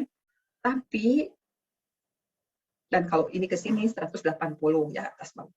Tapi kalau ini, nah ini memang 90 ke sini, tapi ini lebih jauh lagi. Jadi tolakannya menjadi minimal. Jadi ini akan menempati tempat yang lebih leluasa yang akan mendorong yang lainnya. Gitu ya. Jadi ini lebih lebih disukai ya dari sini daripada di aksial. Gitu ya. Kalau 1 PEB-nya begini, kalau 2 PEB-nya begini, kalau 3 PEB-nya begini. Gitu ya. Jadi sangat ditentukan oleh PEI dan PEB. Tapi yang pertama tetap saja seperti apa geometri pasangan elektronnya. Itu dulu, baru nanti berikatan tidak, gitu ya. Kalau berikatan berarti sama persis dengan geometri pasangan elektron. Begitu mungkin ya, sedikit model lah ya, pemodelan yang bisa kita gunakan. Atau Anda boleh menggunakan pemodelan komputer. Bagus gitu ya. Atau dari kehidupan sehari-hari seperti tadi, buah-buahan yang murah. Mungkin kalau di Sunda itu namanya, ada ya, sayuran. Namanya lenca. Nggak tahu ya bahasa Indonesianya apa. Lenca, mungkin tetap lenca ya. Nah, itu bisa juga digunakan. Tapi kalau sayuran kan ketika ditusuk jadi mungkin jadi keluar airnya gitu ya. Kalau plastisin seperti yang saya tunjukkan tadi, itu bisa digunakan berkali-kali. Cuma memang tangan kita jadi lengket, nggak apa-apa lah ya. Siswa juga bisa diberi plastisin, satu kelompok beri gitu ya. Nanti mereka tentu bulatan bola-bolanya lebih kecil. Kemudian untuk ikatannya mungkin dengan tusuk gigi misalnya ya, sehingga menjadi terbayang gitu bentuk molekul tetrahedral itu seperti apa sih gitu ya, atau segitiga piramida itu segitiga bipiramida itu seperti apa, oktahedral seperti apa gitu. Jadi mereka membuat sendiri gitu ya, diputar-putar sendiri sampai mereka paham, oh yang begitu ya gitu ya. Nah, seperti itu kurang lebih ya untuk memprediksi bentuk molekul dengan teori VSEPR. Masih ada yang mau ditanyakan nggak?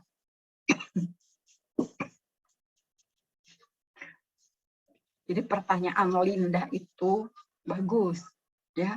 Satu, tapi menyeluruh jawabannya. Supaya apa? Supaya bisa paham. Kebanyakan, dulu saya pernah melakukan penelitian ya di sekolah tahun 98. Menggunakan kurikulum yang lama tentu ya, 1998. Menggunakan kurikulum lama. Tapi materi ini ada di kurikulum tersebut. Kemudian saya mengamati proses pembelajarannya dan guru-guru kebanyakan menggunakan cara pembelajarannya itu. Jadi kalau begini, kalau AB2 lihat tabel. Oh, tidak ada PEB-nya kalau AB2. Berarti apa? Linier. Kalau AB2E, oh ada 2 yang terikatnya, ada 1 PEB. Lihat tabel, bentuknya apa? Oh, bentuknya bengkok. Ada AB3. Lihat di tabel, ada PEB-nya tidak? Tidak ada. Oh, berarti segitiga planar. Jadi itu dihafal. Ya. Nah, akan tetapi kalau dengan ditunjukkan dengan menggunakan alat peraga dengan cara seperti tadi, maka justru tabel itu diisi oleh siswa. Ya, diisi oleh siswa gitu. Oh, kalau yang apa namanya? Ada contoh-contoh tentu ya, ada contoh-contoh misalnya PCl2 atau misalnya CO2. Kalau CO2 bagaimana? Mereka buat ya dengan alat peraga tadi. Oh, ini harus tolak menolak. Pertama dituliskan dulu ya struktur Lewis-nya dari konfigurasi elektron, dari elektron valensi, struktur Lewis-nya. Oh, ini ada atom pusat C terikat secara rangkap ke O. Terikat secara rangkap ke O yang satu lagi. Terus kata VSEPR kan ikatan rangkap dipandang sebagai ikatan tunggal, artinya sebagai satu kelompok.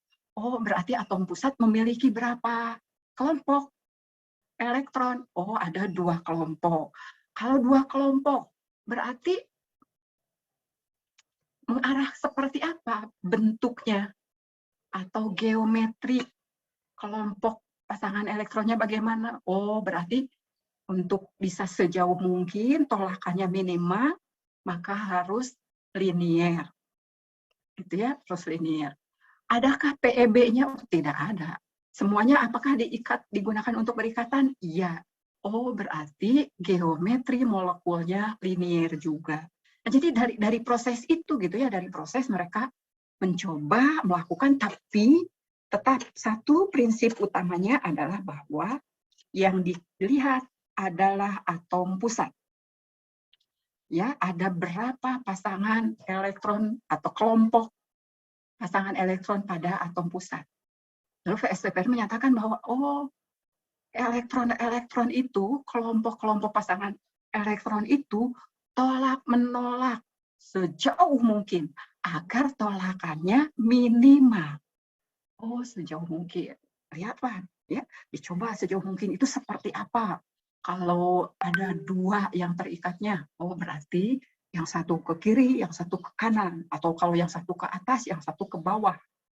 Gitu ya, tidak yang satu ke atas, yang satu ke samping. Oh, itu masih besar tolakannya. Gitu ya. Jadi mereka melakukan dengan cara seperti itu dan hasil pembelajarannya ternyata lebih baik. Ini di kelas yang berbeda ya. Ada kelas eksperimen seperti biasa guru melaksanakan pembelajaran dan ada kelas kontrol. Kita memberi perlakuan. Di kelas eksperimen, di kelas kontrol, kelas yang biasanya guru mengajak, guru juga menggunakan Molly mode, menggunakan alat peraga gitu. Tapi alat peraga itu tidak dimanfaatkan untuk ke arah pemahaman, membangun pemahaman bagaimana memprediksi bentuk molekul, tapi hanya menunjukkan gini loh bentuk molekulnya, lalu lihat tabel, gitu ya, lihat tabel bentuk molekulnya apa gitu. Nah itu ya yang kalau menurut saya menjadi bisa dimaksimalkan gitu ya pemahaman siswanya. Ya mungkin itu tambahan dari saya terkait bagaimana cara memprediksi bentuk molekul atau geometri molekul dengan teori VSEPR. Jadi kita prediksi dulu geometri pasangan elektronnya. Saya tadi dipakai semua untuk berikatan. Oh, kalau dipakai sama bentuk molekulnya dengan geometri pasangan elektron. Kalau ada PEB, di mana posisinya? Posisinya yang terluas gitu ya, yang paling nyaman buat pasangan elektron bebas. Sehingga disimpulkan bahwa tolakan PEB lebih besar daripada PEB-PEI, lebih besar daripada PEI-PEI. Kan begitu, itu ke akhir sebagai suatu kesimpulan. Sampai akhirnya kita bisa memprediksi sudut ikatannya. Gitu ya.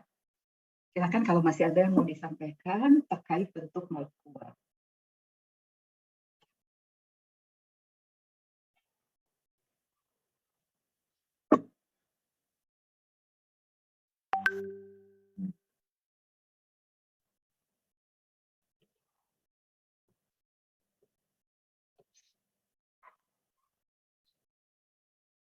Coba-coba berarti saya akan minta seseorang nanti bagaimana ya prediksi bentuk molekul MX3. Nomor atom M7, nomor atom X9.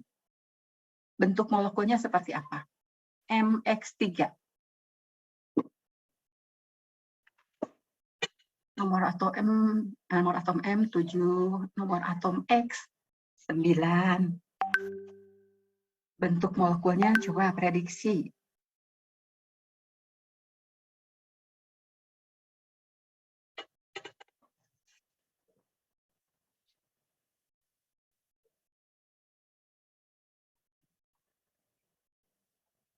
Oke.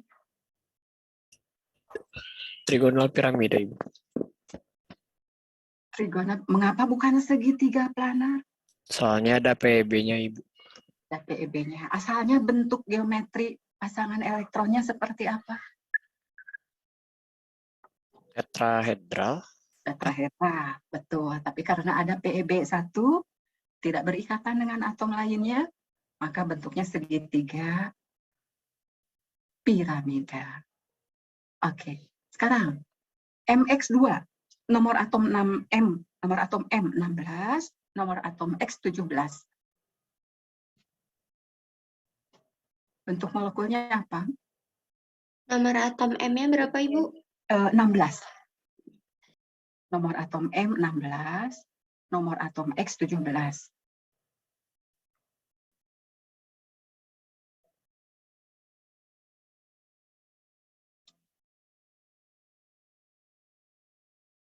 Yang sudah Bengkok, Ibu. Bengkok. Mengapa bukan linier? Soalnya ada PEB-nya di atasnya, ada 2 PEB. Ada 2 PEB.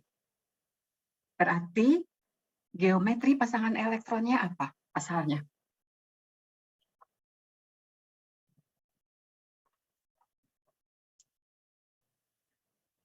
Atom pusatnya M dikelilingi berapa kelompok? Tetrahedral. Ya, ada 4 pasang elektron di sekitar atom pusat. Kalau 4 berarti tetrahedra. Tapi yang tetrahedra bukan bentuk molekul, tapi geometri pasangan elektronnya. Nah, pada MX2 ada 2 PEB, berarti tidak digunakan untuk berikatan. Jadi bentuk molekulnya adalah bengkok atau V. Gitu ya. Oke, saya kira semoga yang lain juga bisa memprediksi dengan cara seperti itu sehingga memudahkan Anda untuk memahami dan menyampaikan atau mengajarkannya mengajak siswa belajar terkait bentuk molekul. Kemudian hari Senin kan kita akan membahas materi berikutnya, sudah disampaikan ya urutan materi-materinya di WA Group. Masih ada satu kelompok yang belum mengupload pekerjaannya. Mungkin harus segera, mungkin ya sekarang hari Sabtu kita harus mempelajari hasil pekerjaannya, kemudian hari Senin insya Allah ya, semoga tidak ada gangguan apa-apa, kita bisa melaksanakan perkuliahannya. Kemudian yang berikutnya ikut saja yang sudah disampaikan di grup ya urutan-urutannya. Jadi saya tidak lagi ya pekan depan ini, pekan depan itu gitu ya. Tapi Anda sudah langsung melihat dari daftarnya, daftar yang disampaikan. Ya. Kemudian nanti UTS juga itu sudah sejalan aja urutan-urutannya ya. Berarti setelah kepolaran molekul, ada interaksi antar ion, atom, dan molekul, kemudian UTS. Lalu yang berikutnya, elektrolit, non-elektrolit, dan seterusnya lah ya, pokoknya sejalan dengan apa ya, ada sampai 16 pertemuan. UPI itu biasanya begini, kan sebetulnya kita sempat ada hari libur ya di hari Senin. Tapi meskipun begitu, udah jelas ya ada hari libur, tapi biasanya UPI itu menghendaki tetap ada 16 pertemuan, ya termasuk UTS dan UAS. Jadi nanti kita akan kita lihat lah ya, kita memasuki bulan Ramadan, kemudian nanti Idul Fitri itu biasanya juga banyak liburnya. Jadi silakan atur-atur saja oleh teman-teman ya, supaya tetap 16 pertemuan ini bisa kita ikuti sebelum upload nilai gitu ya, karena kan nilai harus diupload. Tentu UAS ya khususnya itu harus kita lakukan sebelum upload nilai. Jadi silahkan diskusikan, dipimpin oleh Kang Bagas ya, kira-kira waktu-waktunya seperti apa supaya nanti tetap semua materi yang ada di Kimia Sekolah 1 itu bisa kita laksanakan sampai dengan UAS-nya. Jadi mungkin perlu ada penataan ulang, kita mungkin melihat lagi kalender ya, kita lihat nanti Anda lihat kalender, diskusikan, kemudian kapan gitu ya sebelum akhirnya upload nilai. Upload nilai bisa dilihat di kalender akademik gitu ya. Kalau biasanya ada di website UPI ya, website UPI biasanya menyediakan itu. Ya mungkin itu ya rencana kita ke depannya. Kemudian jangan lupa, saya ingatkan kembali, miskonsepsi itu harus ada. Ya, pembahasan mengenai miskonsepsi. Dan antar kelompok harus berbeda. Itu tambahannya supaya lebih kaya. Antar kelompok artikel yang dipelajarinya harus berbeda. Misalnya kelompok 1 artikel A ya tentang interaksi atau tentang kepolaran molekul. Kelompok 2 artikel B. Kelompok 3 beda lagi, kelompok 4 beda lagi gitu ya. Supaya itu kayak kalau misalnya ternyata di Indonesia sudah tidak ada lagi, maka cari artikel-artikel luar negeri gitu ya. Apakah miskonsepsi mereka sama atau tidak dengan siswa-siswa di kita? Nanti Anda akan menyimpulkan gitu ya. Oh, apakah ada perbedaan atau sama-sama saja ternyata gitu ya. Itu boleh. Dan penilaian dilakukan juga terhadap berapa banyak Anda menganalisis artikelnya. Hanya satu sebagai pokoknya harus ada gitu ya, apakah seperti itu ataukah Anda mencoba berlomba-lomba untuk semaksimal yang bisa Anda lakukan, misalnya itu akan berbeda tentu ya, dilihat dari usahanya, dilihat dari kinerjanya, tentu akan berbeda ya antara kelompok yang hanya satu artikel dengan kelompok yang 5 artikel, tentu akan beda ya poinnya, poin satu artikel berapa poin, kalau 5 artikel berarti kan dikalikan sekian gitu ya poinnya. Lalu apa namanya? Oke lah kalau pembahasan iya gitu ya dilakukan gitu ya sesuai dengan buku rujukan masing-masing. Kemudian kan deadline-nya itu setiap materi itu hari Jumat ya. Itu juga termasuk ke dalam penilaian ya dari ketepatan waktu. Kalau lebih dini lagi tentu lebih baik gitu ya, bukan tidak boleh. Tapi nah ini yang lebih parah adalah sampai sekarang belum upload. Padahal anggota kelompoknya banyak, lebih banyak daripada kelompok yang hari ini tampil. Yang hari ini tampil hanya 4 orang gitu ya. Tapi yang belum upload untuk hari Senin itu anggotanya ada 5 orang. Jadi tolong sesegera mungkin di-upload ya sehingga nanti apa namanya tidak mengurangi nilai yang seharusnya Anda peroleh gitu. Jadi sayang. Kalau misalnya begini ada keluhan mahasiswa, Bu, tapi kami menunggu seseorang. Dia belum menyelesaikan pekerjaannya misalnya. Nah, nggak apa-apa, di-upload saja, abaikan nama dia. Jadi di setiap file, misalnya file 1 sampai 8 misalnya pekerjaan A. Ya. Lalu slide berikutnya pekerjaan B dan seterusnya. Jadi kelihatan gitu ya. Kemudian didiskusikan hasilnya seperti apa. Jadi yang belum menyelesaikan pekerjaannya itu akan terlihat gitu siapa. Jadi jangan menunda yang mengakibatkan Anda menjadi dirugikan oleh teman tersebut. Gitu ya. Jadi upload saja sesuai dengan apa namanya? Sesuai dengan kondisi terakhir gitu ya. Kemudian nanti berarti yang tidak masuk berarti harus melengkapi gitu ya, melengkapi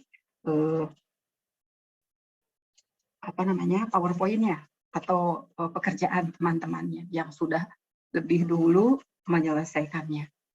Gitu ya. Jadi jangan menunggu seseorang yang nggak tahu kapan gitu ya, upload saja gitu. Jadi nanti ketahuan ini sebetulnya tidak semuanya seperti itu gitu ya, tidak semuanya. Kalau sekarang kan saya berarti menjudge, oh kelompok itu jadi satu kelompok yang jadi korban. Tapi kalau Anda upload sampai ya terakhir lah ya, katakanlah sampai deadline lah, oh ternyata masih belum beres sebetulnya gitu ya, seseorang belum melakukan diskusi, melakukan pembahasan, ya sudah upload saja dulu supaya tetap nama Anda tercantum bahwa Anda tidak lewat waktu gitu ya, tetap sejalan dengan aturan begitu ya. Kemudian berarti resiko bagi teman tadi yang belum menyelesaikan pekerjaannya ya ditanggung dia sendiri, bukan ditanggung oleh kelompok begitu ya, sehingga tidak ada yang dirugikan. Ya, jadi itu harus didalami, bukan hanya dikerjakan, akan tetapi dipahami dengan baik, kemudian dibayangkan bagaimana cara pembelajarannya dan seterusnya, itu akan jauh lebih memudahkan. Jadi kalau Anda diminta misalnya untuk, misalnya saya meminta Anda coba jelaskan tentang Anda secara lisan misalnya, maka Anda harus bisa gitu ya menjelaskan itu materi yang ditanyakan secara lisan. Jadi sifat ujian nanti mungkin sewaktu-waktu saya akan meminta seseorang untuk melakukan ujiannya secara lisan, yang lain tertulis. Bisa jadi seperti itu, gitu ya, supaya saya tahu gitu ya secara acak uji petik seperti apa nih kemampuan mahasiswa dalam berkomunikasi, menyampaikan gagasan pemikirannya secara lisan, bukan hanya secara tertulis. Begitu ya. Jadi semuanya itu menjadi bagian penting yang akan menjadi bahan penilaian di akhir perkuliahan ini, di akhir semester gitu ya. Jadi bukan hanya ya upload masuk terus ya pokoknya sudah menyelesaikan. Itu berarti minimal gitu ya, minimalis. Minimalnya oke aja, tapi gimana nih? Gitu ya, sehari-harinya, aktivitasnya gitu ya dan sebagainya. Kalau saya sekarang dalam proses itu bukan benar salahnya, tapi respon Anda itu gitu ya, respon Anda gimana? Apakah responsif atau tidak gitu ya, itu juga menjadi bagian yang harus terpaksa saya pertimbangkan ya, karena kondisi Anda akan menjadi seorang guru atau calon guru, harus mampu berkomunikasi secara lisan, secara tertulis gitu ya, sama baiknya, sehingga nanti audiens dalam hal ini siswa bisa menangkap maksud yang disampaikan guru dengan baik begitu ya. Masih ada yang mau disampaikan atau ditanyakan sebelum kita akhiri? Respon dong, kalau ada ya, kalau tidak ada tidak ada. Ini diam semua jadi saya bingung. Gitu ya, jadi karena kita daring sifatnya, jadi saya tidak tahu gitu ya. Oke, terima kasih ya Kak Hafiz sudah merespon. Baik, jika demikian kita akhiri ya pertemuan hari ini. Terima kasih untuk kehadirannya, untuk partisipasinya, bukan benar salah yang saya nilai gitu ya, tapi respon Anda atau aktivitas Anda selama perkuliahan ya. Insya Allah kita bertemu lagi hari Senin di jam seperti biasa, di jam perkuliahan. Dan saya kira kalau hari Senin pasti semuanya sudah menjalankan ibadah saumnya ya, kecuali yang memang tidak berkewajiban untuk menjalankannya. Ya, selamat saum sekali lagi. Semoga tetap diberi kekuatan ya, sehingga semua pekerjaan tetap bisa maksimal. Karena kalau orang puasa itu tidur beda ya. Ada yang menyatakan, wah tidur saja ibadah. Ya, karena apa? Karena tidak ada kesempatan untuk melakukan maksiat. Jadi tidur pun ibadah. Oh iya, memang gitu ya, tidak ada kesempatan untuk melakukan maksiat. Ya, itu saja mungkin ya, tetap sehat, tetap semangat, tetap maksimal gitu ya dalam setiap aktivitasnya. Baik, saya mohon izin untuk menutup Zoom-nya, mengakhiri dan menutup Zoom-nya ya. Wabillahi taufiq wal hidayah. Assalamualaikum warahmatullahi wabarakatuh. Waalaikumsalam warahmatullahi wabarakatuh. Terima kasih Bu. Sama Teh Eka, Bu Gina. Ya, salam. Recording